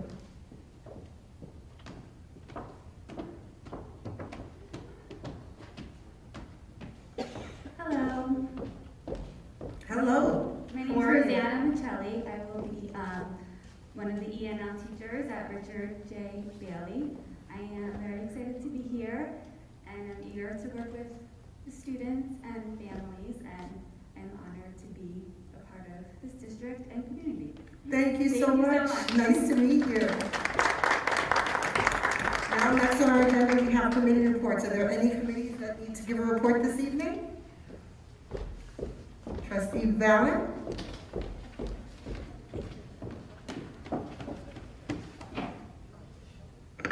Okay, I have 2 committee reports. The first one is for the audit committee. We met on February 7th. Attending were internal auditor John Tobin, Christopher Lazari, Amy Ashley Moore, Tracy Maris, Michael K. Owens, Lisa Raymond, Chris Valen, and David Warner. Please forgive me, I'm going to speed through my committee report. So, we introduced ourselves, we adopted our December meeting minutes, and then we reviewed the annual risk assessment report for the year ending June 30th, 2022, as prepared by the internal auditor, Tobin and Company, and we further recommended an intensive review of the area of human resources and payroll. We will meet again on March 9th to further our review. Thank you. Next committee. This committee is the Governance and Policy Committee. We met on February 10th. There are a number of recommendations, so I will highlight those. Attending the meeting were Dr. Linda Iverson, Tracy Maris, Ashley Pineda, Chris Valen, and Carlos Ramirez. After approving the minutes, we considered our policy on committees. We confirmed that in-person attendance, live streaming, or allowing the public to log directly into Zoom is required for all board committee meetings. District committee meetings, although we do live stream when possible, don't necessarily require it because the public is already attending. So we will continue to do that. Another question that arose under that policy was, can 3 committee trustees meet without other public committee members? The recommendation is that because such a meeting may constitute a subcommittee, and to take as strict an interpretation as possible so as to avoid violating open meeting law, 3 committee trustees cannot meet to discuss committee business without other public committee members. If the intended purpose of the meeting is to plan, the committee chair can share a draft agenda with all other committee members to solicit input. Trustee Mears, I'm going to ask you if anyone wants to stop me while I'm talking, since I'm going to stop looking at it. Keep going. Okay. The next recommendation was that committee meetings could continue to take place virtually while the New York State Open Meeting Law permits due to COVID adjustments. I think we got a notice today that that's been extended until March 6th or 16th, I can't remember, sometime in March. The next recommendation, once we are required to be in person, we should look at ways to record at least some committee meetings with the idea of continuing our community engagement. The next item we looked at was our meeting evaluation form, which we've discussed a couple of times. The recommendation was to continue to use both the hard copy and the PDF fillable version so that meeting participants can use what best suits them.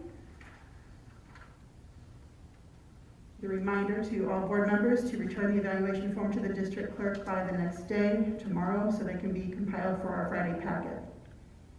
The further recommendation was that administrators at our meeting will also be asked to give feedback on our meeting effectiveness by the use of this form, and Dr. Iverson was to inform them of that joyful addition to their evening with us.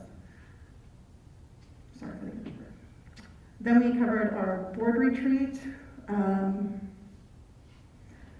We recommended a structure of a 7 to 8 hour day, 2 to 3 hours with an open session on our strategic plan work with Mr. McCormick, including our admin team. We were expected to get some information on the potential time frame for that tonight. We will get an update on that, I'm sure, within the next few days. And then a closed session portion lasting 4 to 5 hours with the possibility of NISBA facilitating a discussion on our communication protocols and expectations and training us to complete our board self-evaluation and the NYSCOSS superintendent evaluation tool. We would do a progress check on expectations and goals from our 100-day plan and identify any need to realign and possibly complete a mid-year check for the board as practice.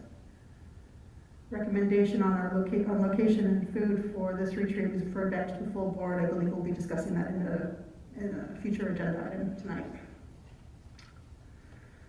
Okay, regarding meeting structure for presentations, the recommendation was to continue our meeting structure for building presentations as currently done, as witnessed tonight.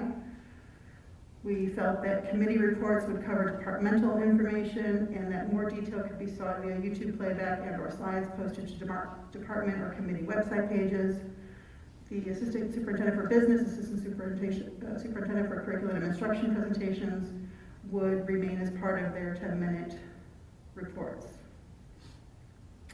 We also recommended that the CEC committee could solicit feedback on partnering with school-related organizations for curricular nights by department to help further inform our community of goings-on and offerings in our school district. Then we covered our new policy on the ex officio student member, which we have on the agenda for tonight for approval. We recommended adding language to the policy to clarify the grade level of candidates for election. That amended policy has been put in front of each board member with, I believe, the change highlighted. It's just specifying that the candidates at time of election are juniors, but they are required to be seniors during their year of service. Okay.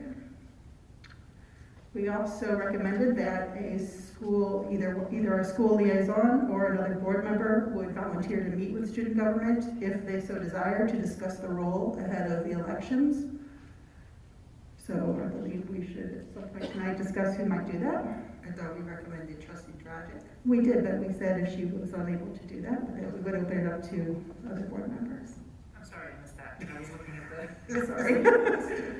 We're recommending that the building liaison, which is, I think yourself and Trustee Mayers, if one of you could meet with student government to discuss the role if student government... Yes, I agree to that. Yes, I would love to do that. Thank you. The next recommendation was to seek consensus of the board to pursue the alternate method of selection to fill the position for the remainder of the school year. We kind of outlined that at the last meeting, but since we're making the vote official tonight, it's to highlight it. It's just that due to the essence of time, that the current student government would select someone from within their ranks to fill out the remainder of this year, but that the full election among the current juniors would happen in May to serve next year. So we will seek consensus on that from the board tonight so we can communicate that to the school. Moving forward. Okay, do we need consensus? I have like 2 other recommendations, I'm so sorry. Then we are recommending that for public participation statement, we're recommending that additional contact information should be added to our request to speak form, specifically that people should include their email address when they're noting down their desire to speak during public comments. Then we looked at a policy regarding wellness, policy 5661. We're recommending the Education and Wellness Committee to evaluate and recommend whether they should split into 2 separate committees or incorporate the requirements of this policy into their committee work. Specifically, there's a policy that wellness is a district committee and therefore needs public and other members rather than strictly board members. And the way the committee is set up right now is a board committee. So I apologize, Trustee Dragic, for not having forwarded you the information before tonight, but I will do so by tomorrow morning for your committee to consider. Okay. All right, and then the last recommendation that came out of that meeting was to create a separate email account for FOIA requests so that in the event of absence, the account can be checked by multiple staff members so as to ensure the timeliness of responses to FOIA requests.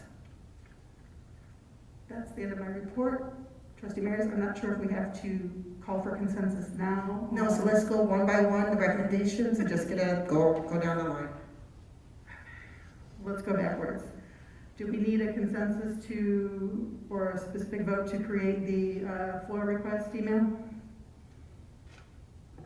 So Trustee Fallon is saying in our governance meeting, there was a recommendation to have a specific email just for FOIA requests. What say you, Trustee Washington? I agree. Thank you. Trustee Pineda? Yes. Trustee Warner? Is that all right with the district clerk? Yes. Then yes. Trustee Dragic? Sure. Trustee Thomas? Okay, it's unanimous. Next. Next, I think we have to decide, we don't necessarily have to have a consensus about adding something to the request form, correct? I'm sorry, what is the, what's the recommendation? We don't need a consensus to add something to the request form, do we? Or do we just? Yes, because we would need to change the, Ivy told me this, we would need to change some of the language in the write-up for the public comment. We would need to say it in there because I think we say I think it's public participation policy. It says provide your name and address or something like that. We need to also have the additional bits of information that we would like. Okay, so is there a consensus of the board to add the email address to the contact information provided on the request to speak? So are you okay with adding the email address in the content of our policy? Trustee Thomas? Yes. Trustee Dragic? Yes. Werner? Are we still doing the review of policies and upgrading of policies? You present them at one meeting, you adopt them at the second? Of course. Sorry, Carol? If you are making a change to a form, not the policy, then you don't need board approval. But if you're amending your policy, you have to go through your policy to amend policy. So we can't just add a line to our, okay, so let's move on. I'm sorry, trustees. What's the next recommendation?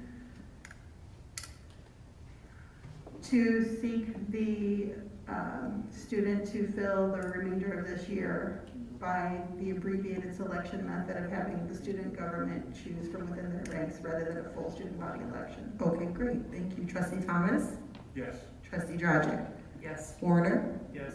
Pineda? Yes. And Washington? Yes. Unanimous. Next. I'm assuming we don't need to vote on our liaison attending. Does any other board member want to meet with the students, student council or student government at Woodlands Middle High School to discuss the position of being a student representative on the Board of Ed? I would like to be added to the meeting, can it be a second person? So I don't know, we recommended that the school liaison, which is Tanya and myself, and then Tanya, I defer to Tanya to do it because I'm busy. And I don't have time. So does anybody object to a second liaison going as well? No, okay. So no one has an issue with that next recommendation?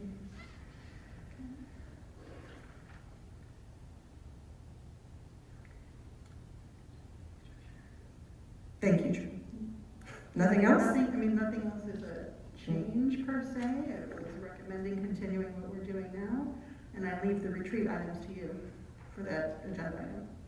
Yes, so we'll talk about the retreat recommendations as we get to the agenda item. Thank you so much, Trustee Valley. Next, we have the Board President's report, which I'm going to table for the essence of time. It is now 10:06. We still have a member of the public that is here and would like to address us. We have the discussion on the board retreat. Board, do you want to discuss that now, or do you want to discuss that after we allow the public member to speak? After we allow them. Okay, so we'll come back. We also have a public hearing, which we're gonna skip and come back to. And we have statements from the public. Yeah, so I see, Joya, do we have anyone signed up to speak? Just one. Just one. And that looks like Miss Samantha Ives. Thank you for joining us this evening, and thank you for being so patient. Thank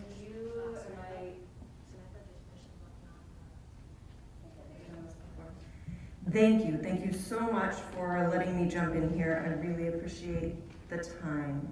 Hi, my name is Samantha Ives. I am here on behalf of the Highview PTA. I am their serving president this year.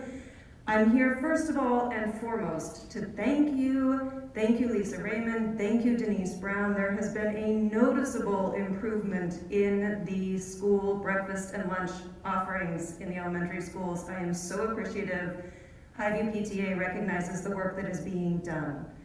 The second thing I'd like to call to your attention is that you have on your agenda an approval for a grant that Highview PTA is awarding to Highview. $1,500 to purchase outdoor learning equipment. Those are specifically surf desks with cushions. I encourage you to please approve. We would love your approval, and if that's done tonight, I know we can have those desks ready for students by spring, which would be amazing. So thank you in advance for that. I'd like to also announce that Highview PTA has won a grant ourselves for STEAM Night. We are choosing to host our Spring STEAM Night at Theodore Young Community Center. The provision of the grant is that we take what we usually offer in the spring and expand it. So we can offer our normal STEAM Night, which is usually a dozen tables with science experiments for our Highview 2nd and 3rd graders. With this additional money, we can be in a larger space, social distancing included, and we can invite kindergarten or pre-K all the way through 6th grade to participate. We can invite the high school students and the high school staff to volunteer and work with our students to present those offerings. We are so excited, and we're in the very early planning stages, so we are more than happy to discuss volunteer opportunities with the Key Club. We're more than happy to discuss with the various schools what that might look like. This will be a PTA event, and we just wanted to announce it. There will be more to come. But the main reason I'm here tonight is to piggyback off of the first thing I said, which is I'm so happy to see the nutrition increase in our schools. There is more work to be done. We were looking at, the Nutrition Committee was looking at specific bullet points that we may present in a clean and efficient way, what we would like our next steps to be. And we stumbled on what Trustee Valens already mentioned, which is Board Policy 5661. It exists and you have it, and it has every bullet point we wanted to make. So I'm going to read you your own policy, not all of it. I just want to highlight what our committee would already be requesting that is already in your board policy. I would like to say the district, this is from you on your policy, the district has established a wellness committee that meets 4 times per year to establish goals, oversee development of the district's wellness policy. It includes parents and caregivers, students, physical education teachers, school health professionals, the district food service program, the school board, administrators, general education teachers, and members of the public. The goals are to promote student wellness, in that vein, nutrition education, comprehensive health education curriculum, levels K through 12, also marketing and promotion, including parents, students, and the community, promoting wellness through social media, newsletters, and an annual family wellness event. Additional provisions within your code. Parents and teachers will be provided with a list of healthy party ideas, including non-food celebration ideas. Classroom parties, goodies for classroom parties must be approved by building nurses. A list of classroom snacks that meets the Smart Snacks nutrition standards will be sent home with parents. School personnel are strongly discouraged from using food as a reward. I have seen that in classrooms. Also, district food service staff will meet with students in grades 4 through 12 twice annually to solicit feedback, and the district will establish an implementation and evaluation plan. I see I'm out of time and I'm at the end of your report, so I would just encourage you to please revisit that report, and that's the end of my time with you. Thank you again. So much. Thank you, Ms. Ives. Board, we're going to go back to the discussion on the board retreat. We have a lot of executive session items to go into. It's 10:12 p.m. What's your pleasure? Do you want to have this discussion on the retreat? We have to do our open public hearing, and then we have to do our approvals. Anyone? What is your pleasure? Sorry, what open public hearing? So, yeah, the safety plan that we have to go over. Do you guys want to go back into exec session now and handle the items that we had? Trustee Pineda? I would suggest we just hammer these things out.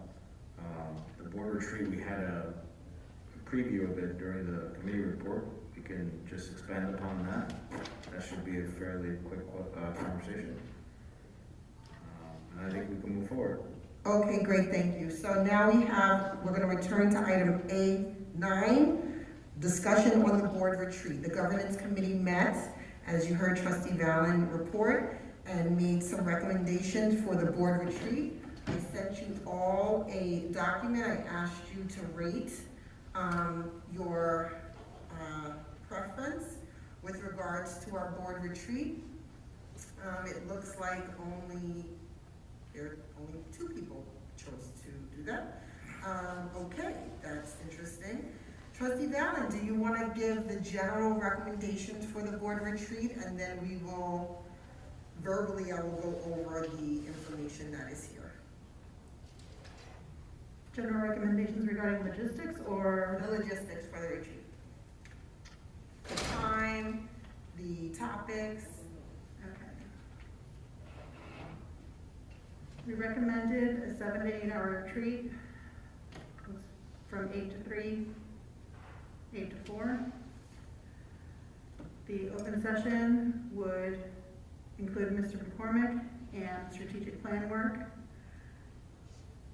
possibly 2 hours. The rest of the time would be a closed session working on communications and evaluations with NISBA. We would develop a custom program with them. The open question there was, do we have NISBA helping us virtually or in person? If you want to just take a... Okay, I shared a document with everyone here. It's a Google Sheet. Our board clerk was able to get some data for us and some information. As Trustee Valen just let us know, we recommended a 7 to 8 hour retreat. We did choose a date, which was March 26th, and that is a Saturday. The recommendation is from about 8 a.m. to 3 p.m. at least. The recommendation is to have NISBA do the retreat. I asked you guys to rate whether you wanted it virtual or in person from NISBA. We recommended, correct me if I'm wrong, a 2-hour open session retreat where we would work with Mr. McCormick around our strategic plan, and then the rest of the retreat would be board training and functioning items, which are our closed session. There were 3 options for location. The middle high school, which would be here, which would be free, and also the Tarrytown House Estate and the Edith Macy Conference Center. I have rates here that I will not read. You you guys have the access to the sheet, because it would talk about competitive pricing, which would be an issue. When we determined which venue we would go with, that would be definitely public. So I'm gonna ask everyone to actually go into the document, hopefully before tomorrow as well as your deadline for the evaluation form, and rate this information, and then Joya will compile it and I will share the results with you, okay? And then the majority wins, pretty much. The next, again, the first section is the venue, the next session is the NSBA training, and if you want it virtual by NSBA or you want NSBA to come in person. The third section is the food and beverage options for that long 7 to 8 hour day. There's 3 options here: Carmine's Italian Deli, Aramark, and Panera Bread. And the rates are all there as well. If you go all the way to the right, it gives you the summary of the full amount. So please rate those again by by Wednesday evening so that we can get a total, and then we will send out an email with the preference. With Trustee Valen, and then I see someone over here. I have only view access to that document, which is part of the process. You don't have access? I have only view only. I cannot put my votes in there, which was. I apologize. I apologize for not telling you sooner. I apologize. I will make you all Same for editors. me. So maybe that's why it wasn't done. So thank you. I'm doing it right now. Justin, maybe you want to say that? Trustee Washington, what were you gonna? That was what Trustee Tomato was saying something. Same as Trustee Valen. He doesn't have access. I need access. Yes, I'm putting everyone editor right now. So, in reference to our choices, I'm a little confused about the bottom part, because if you choose one of them, like Edith Macy Conference Center, it will include food. Yeah. Right. So then. So the food is, I'm sorry, thank you for clarifying that, Trustee Washington. The food, I meant to put that in my email, so forgive me. The food will only be optional if Woodlands Middle High School turns out to be the top choice, because then we're here.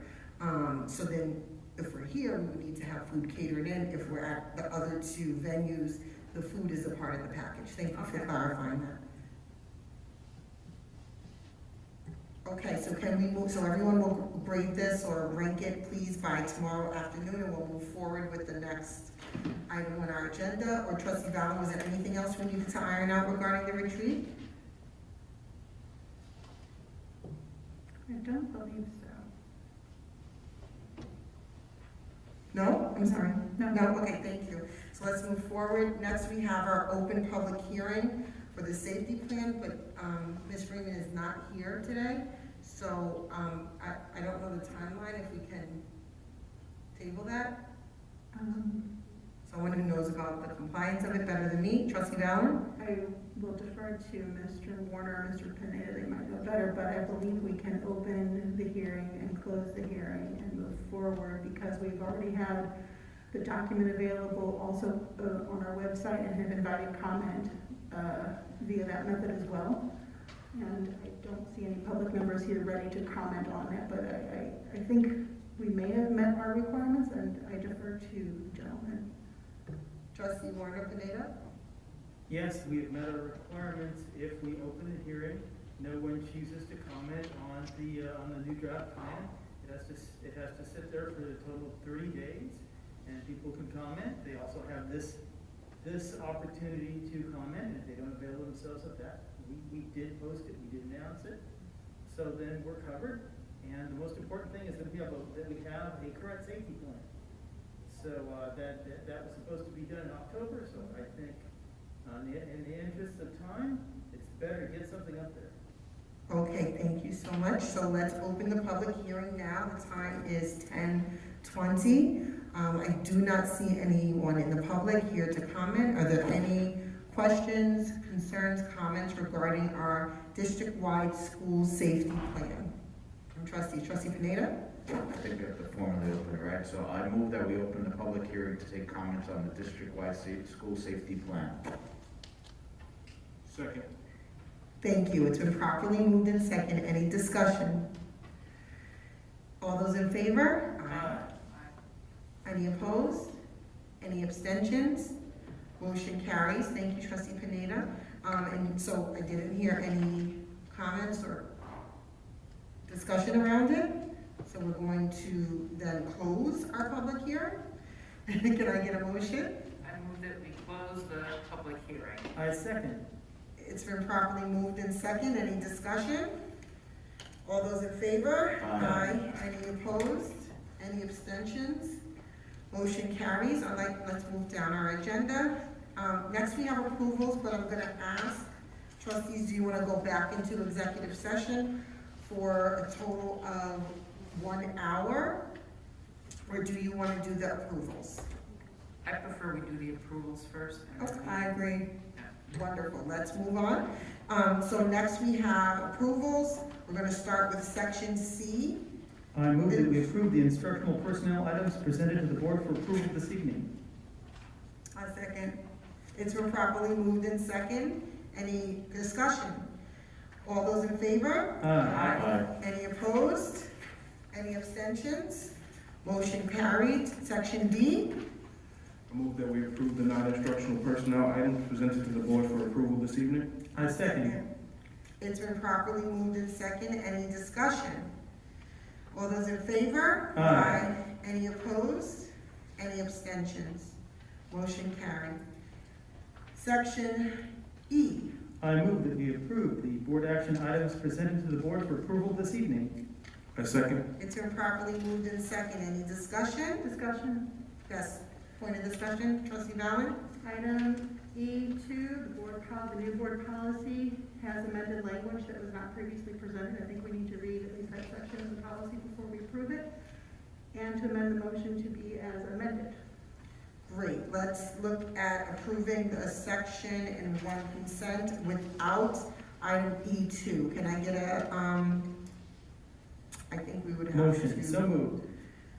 I think who initiated that motion, they would have to rescind it. I withdraw the motion. Thank you. Can I get a new motion, please? I move that we approve the board action items presented to the board for approval this evening with the exception of item E2. Second. It's been properly moved in second. Any discussion? All those in favor? Aye. Any opposed? Any abstention? Motion carried. Can I get a motion for E2, please? I move that we approve item E2 board policy as amended as follows. Did I read it? Is reading it required? As amended, correct? Yeah. Okay. Is there a second? Second. It's been properly moved in second. Any discussion? Hearing none. All those in favor? Aye. Any opposed? Any abstentions? Motion carries. Can I get a motion for items under section F? I move that we approve the finance items presented to the board for approval this evening. I second. It's been properly moved in second. Any discussion? Any abstention? All those in favor? Aye. Any opposed? Any abstentions? Thank you. It's really late. Motion carries. Next I have item G, business. Wait, did you have finance? I thought we just did finance. You did that? Okay. Yeah. Got it. It's okay. I move that we approve the business items presented to the board for approval this evening. Second. It's been properly moved in second. Any discussion? All those in favor? Aye. Any opposed? Any abstentions? Motion carries. Section H, pupil personnel services. I move that we approve the pupil personnel services item presented to the board for approval this evening. Wonderful. Second. Great. It's been properly moved in second. Any discussion? Hearing none. All those in favor? Aye. Any opposed? Any abstentions? Motion carries. We're at closing items, which I'm going to ask that we return to executive session. Can I get a motion to go into executive session? It's now 10:25 I p.m. move that we go into executive session. To discuss the employment history of particular persons being considered for board action Thank you, sorry. at this or a future meeting. Second. It's been properly moved in second. Any discussion? All those in favor? Aye. Any opposed? Any abstentions? Motion carries. We're going into executive session at 10:25 p.m. Our target is to stay for 1 hour. Thank you.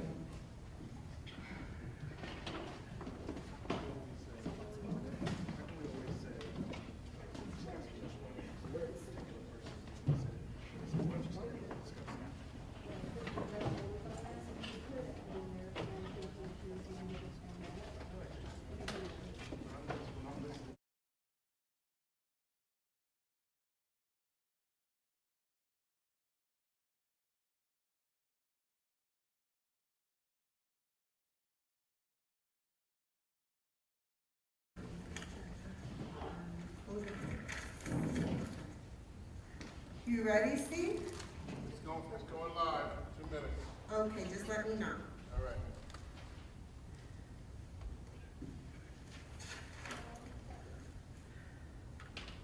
Okay, you're live. Thank you. It is now 12:40 p.m. and we are back from executive session. We now have section I, closing items, number 1, new business. Is there any new business that the board would like to discuss? Hearing none, I'm going to move on to I2, which is the BOCES board nominations. We were asked to nominate someone to serve on the BOCES Board of Education.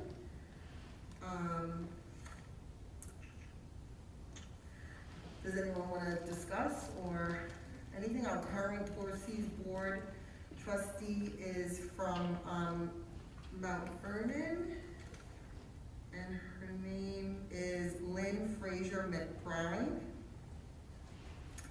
Is there a motion to nominate her to the BOCES board? I nominate Lynn Fraser McBride to the BOCES board.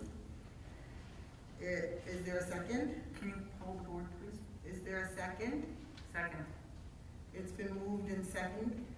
Any discussion? Yes. What's your discussion? My discussion is, I don't know this person, so I'm just wondering if we're able to table it, or I don't I really don't know why we're being asked at this time, and I just would like a little bit more information. Okay. I also do not know this person at all. I do not feel comfortable supporting a nomination for someone I've never met as representative of Greenberg Central School District. So I heard Trustee Dragic ask to hold the board, but I see Trustee Valentin. Yes, I had the question as to whether we're even allowed to nominate someone who does not live in our district, and I haven't really received confirmation on that information yet. Joya, were you able to get information from BOCES today? I was not able to get information from BOCES today, but it's on the list for tomorrow. Okay, thank you. The other thing I'd like to point out is that if Greenberg were to nominate this person today, and that person would be elected, I think in April, we would be barred from nominating anyone else for the next 3 years, which is the length of the term. So that's the only other thing I'm considering. So if a Greenberg person wanted to get on the board next year, we could not for 3 full years? Okay. So Trustee Dragic asked to pull the board, so Joy, can you pull the board on this decision, please? On the motion to approve the resolution, read by Board President Myers, Ms. Fallon?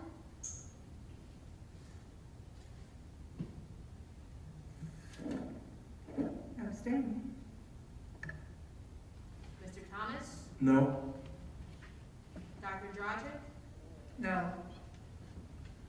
Mr. Warren? Abstain.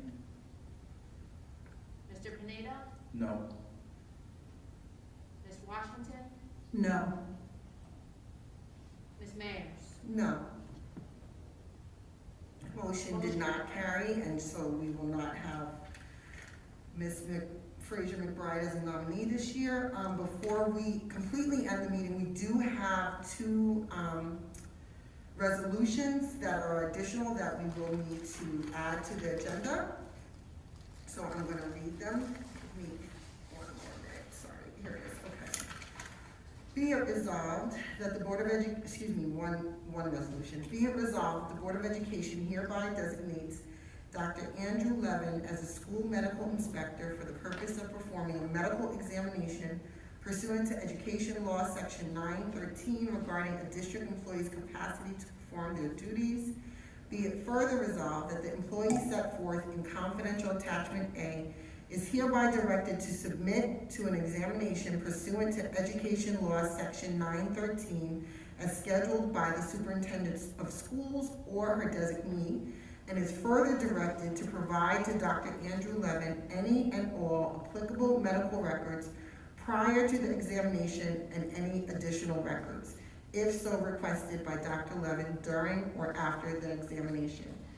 Can I get a motion? So moved. Second. It's been properly moved in second. Is there any discussion?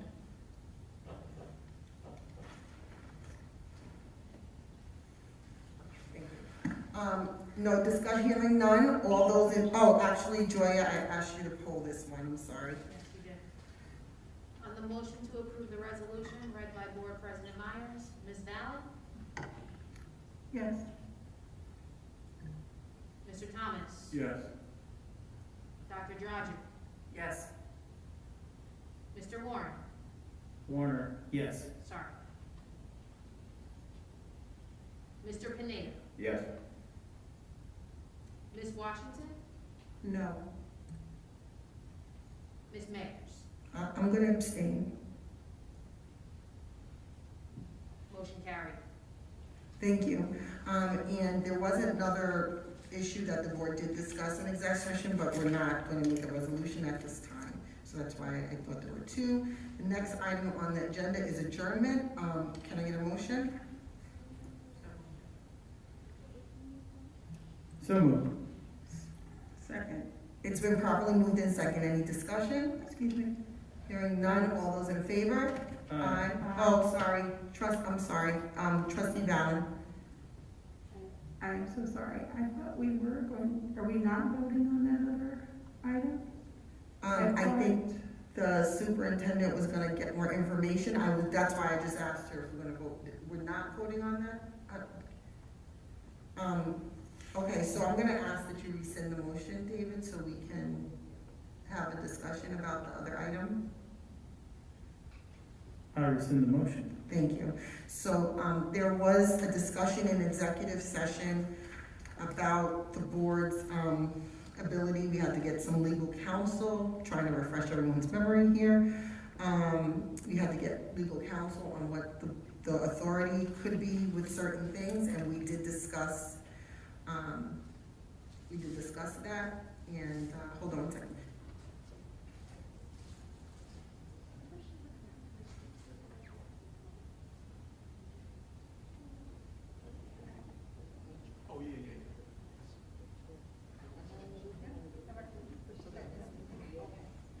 Thank you. Dr. Iverson did clarify, I misunderstood. We are gonna do that resolution tonight. Thank you for bringing that up, Trustee Valen, I appreciate it. Let's go back to the resolution.